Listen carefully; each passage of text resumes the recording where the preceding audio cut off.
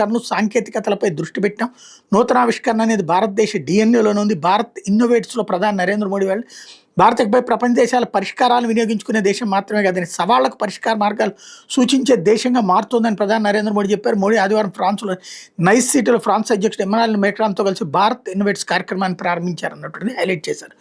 ఇకపోతే ఇకపై దాడులొద్దు, శాంతి యత్నాలకు విఘాతం కలిగించద్దు, ఇజ్రాయెల్ ఇరాన్కి ట్రంప్ హెచ్చరిక, బీరుట్లో హెజ్బుల్లా స్థావరాలపై ఇజ్రాయెల్ దాడులు, ఇకపై ఎలాంటి దాడులు చేసుకున్నా సహించేది లేదని ఇజ్రాయెల్ ఇరాన్లను అమెరికా అధ్యక్షుడు డొనాల్డ్ ట్రంప్ తీవ్రంగా హెచ్చరించారు. లెబనాన్ రాజధాని బీరుట్ శివార్లలో హెజ్బుల్లా స్థావరాలపై ఇజ్రాయెల్ సైన్యం జరిపిన తాజా దాడులపై ఆయన ఆదివారం స్పందించారు.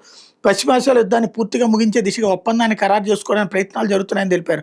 ఇలాంటి తరుణంలో దాడులు ప్రతిదాడులకు దిగితే పరిస్థితి సంక్లిష్టంగా మారుతుందని, శాంతి యత్నాలకు విఘాతం కలుగుతుందని స్పష్టం చేశారు. అందుకే సంయమనం పాటించాలని ఇజ్రాయెల్ ఇరాన్లకి తేల్చి చెప్పారన్నటువంటిది హైలైట్ చేశారు. అయితే ప్రభుత్వం మోసం చేసింది, అర్హత ఉన్న వాళ్ళకి అన్యాయం చేసింది. డిఎస్సి 2025 బాధిత అభ్యర్థుల ఆగ్రహం, వైఎస్ఆర్సీపీ కార్యాలయం వద్దకు తరలి వచ్చిన అభ్యర్థులు, తమకు అండగా నిలవాలని కోరిన నిరుద్యోగులు, పార్టీ న్యాయ పోరాటం చేస్తున్న నేతలు వెల్లడి అన్నటువంటిది హైలైట్ చేశారు.